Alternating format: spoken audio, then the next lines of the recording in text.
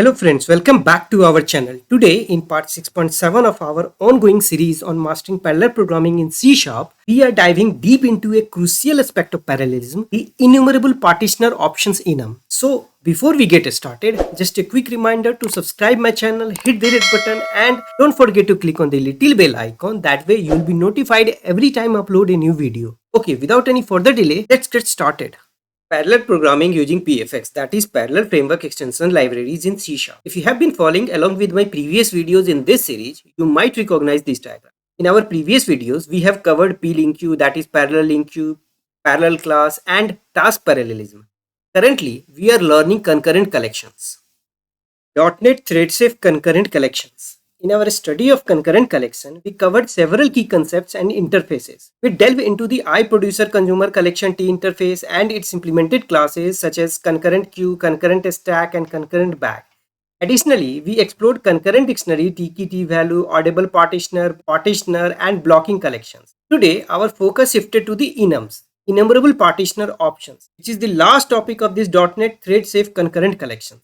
Deep dive into enumerable partitioner options enum. What it is? Enumerable partitioner option enum in C# is used when dealing with parallel processing, particularly with the partitioner class. It helps control how collection like list or arrays are split into smaller chunks, which can then be processed simultaneously by different tasks. So this is useful when we want to speed up operations by taking advantage of multiple CPU cores. So here we mention two important keywords, enum and the partitioner, right? So first, let's clarify what an enum is. An enum is a special data type in C# that defines a set of named constants. So these constants are usually related in some way and make the code easier to read and maintain. What is partitioner? The partitioner class helps divide a collection into multiple smaller parts called partitions. So these partitions can then be processed in parallel by different threads. Here if you see, we have enumerable partition options enum, which is defined under this namespace system.collection.concurrent. This enum is used to specify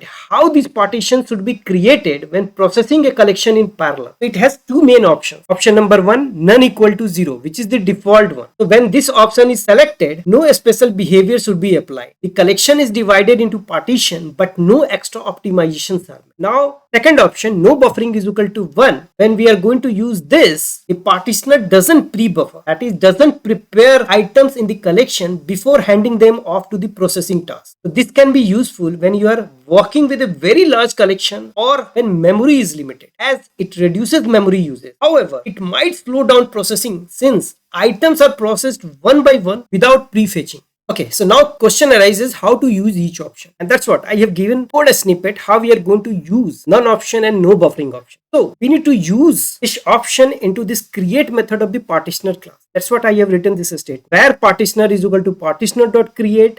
Here I am passing number, comma, enumerable partition option dot none. Here, when we are going to use this none option, it allows the partitioner to pre-buffer items from the collection before processing them. This can improve performance because the partitioner can prepare chunks of data in advance, which allows the parallel task to access the data more quickly when working with moderately sized data set or when memory usage is not a concern at all. Next, we have the no buffering option. Here also we need to pass into this create method as a second parameter, and that's what I have written this statement, where partitioner is equal to Partitioner.Create numbers enumerable partition option dot no buffering. This option basically tells the partitioner not to pre-buffer items. Instead, items are processed one at a time as they are needed. So this reduces memory usage but might result in slower processing since there is no prefetching. Now let's talk about when to use each option. Option number 1, which is nothing but none over here. So it boosts performance with pre-buffering. What does it mean? When you use the none option, the partitioner pre-buffers items from the collection before they are processed, right? So this means that chunks of data are fetched and stored in advance, which can improve the speed at which parallel tasks can access the data. So by pre-buffering, the partitioner reduces the amount of time spent waiting for the data during processing. It leads to the faster overall execution. Second, faster data process. Because the data is pre-fetched and stored in chunks, parallel tasks can access and process these chunks more quickly. So this can lead to more efficient parallel execution as each task has immediate access to its portion of data without waiting. The reduced waiting time for data access results in faster processing of the collection as a whole. Third, trade-off increased memory use. As we know, pre-buffering requires additional memory to store the chunks of data that are fetched in advance. This means that while performance may improve, the memory footprint of your application increases. So we need to consider these things in mind. If memory is limited or if you're dealing with very large collection, this increased memory usage can become a concern. We need to keep these things in mind. Okay, the fourth one, best for high performance scenarios. None option is ideal when performance is critical. You have sufficient memory available to handle the increased memory usage. So it is suitable for scenarios where you need to process data quickly and can afford the extra memory overhead. So this option is best for scenarios where we have the manageable data sizes with sufficient memory, where the priority is to maximize processing speed. Okay, so now let's talk about the option number 2, no buffering, where it is suitable.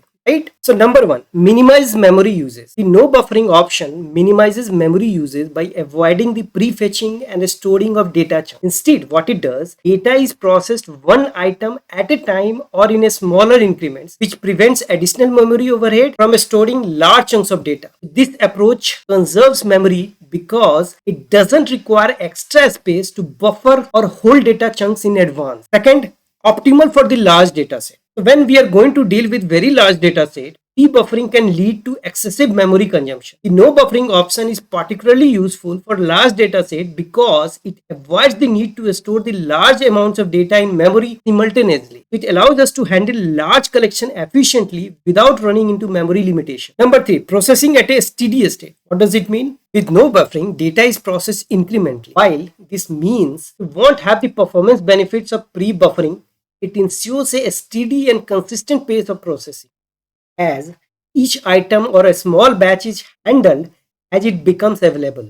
So this approach results in more predictable and stable processing speed, although it may be slower compared to the using pre-buffered data that we usually achieve with the option none. Okay, last, best for memory constraint environment. So this option is ideal for scenarios where memory is limited or where you need to process very large data set without overloading the system's memory capacity. So by avoiding pre-buffering, ensure that memory usage remains within manageable limits. It's suitable for environments with restricted memory resources or when you need to process data efficiently without consuming excessive memory. So now you got an idea how and when we are going to use this enum option, right?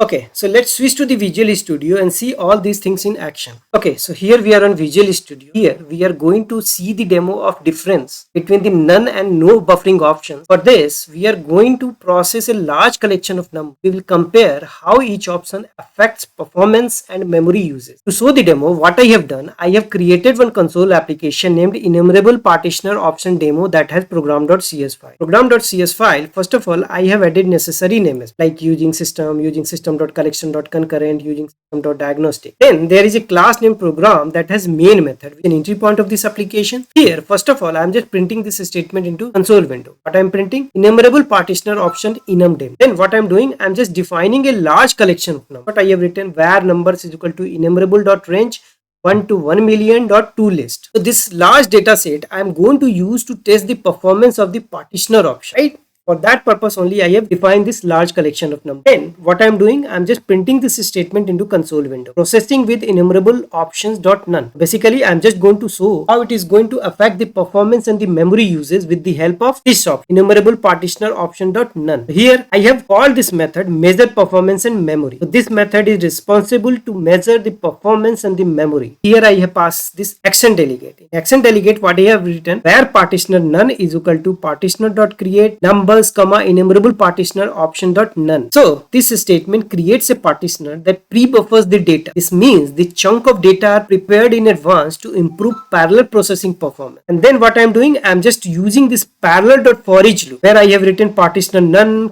number goes to where result is equal to number multiplied by 2. So this for loop processes the numbers in parallel where each task multiplies the number by 2. So this demonstrates how the none option performs when parallelized. Then I have written processing with enumerable partition option dot no buffering. Here I am just going to show the performance and memory uses when we are going to use this option, no buffering, right? And here also I am just call this method measure performance and memory, and this is this thing I am just passing as an action delegate over. What I have written over here, where partitioner no buffering is equal to partitioner.create numbers comma enumerable partitioner option dot no buffering. So this statement creates a partitioner that does not pre-buffer the data. Instead, what it does, data is processed one item at a time, which conserves memory but may impact performance that we are going to witness when we are going to execute this program. So here again we have the Parallel.ForEach loop. Here I have passed the partitioner no buffering comma number goes to where result is equal to number multiplied by 2. So similar to the previous block, here also I have done the same thing. This parallel processing multiplies each number by 2. So this shows how the no buffering options affect process. Now let's see what I have written inside this measure performance and memory method. So this is the static method that is going to accept as an action delegate. First of all, I have written gc.collect. So basically I am just forcing garbage collection. Ensure memory measurements are accurate. Then what I have done, I have just called this wait for pending finalizers method of garbage collect. But I have written gc.wait for pending finalizers. It will wait for finalizers to complete. Then only it is just going to proceed further. Then next what I am doing, where start memory is equal to gc.get total memory. Here I have passed argument as a true. So this captures the memory uses before and after the action. Then I have written where stopwatch is equal to stopwatch.start new.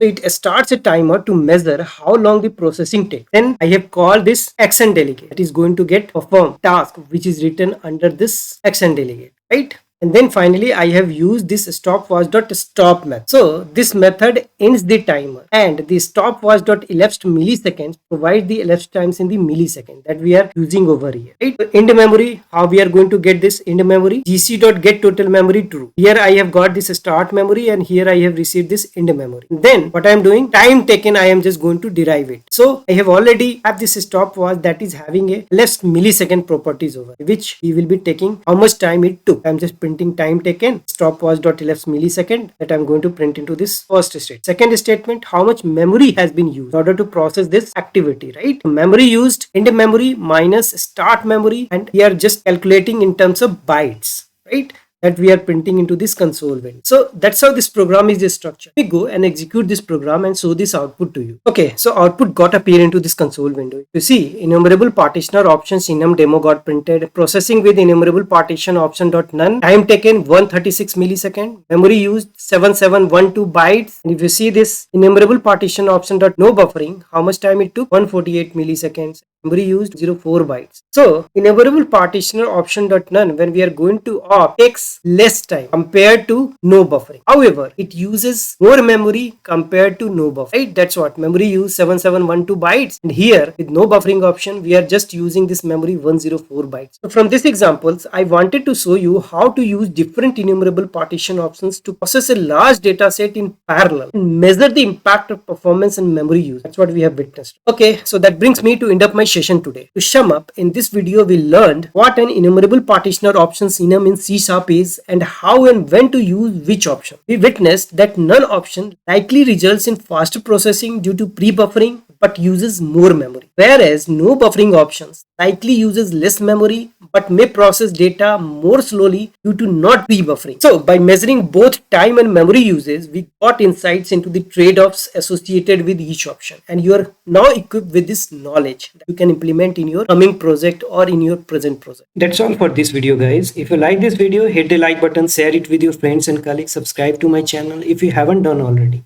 Thanks for watching. See you next video.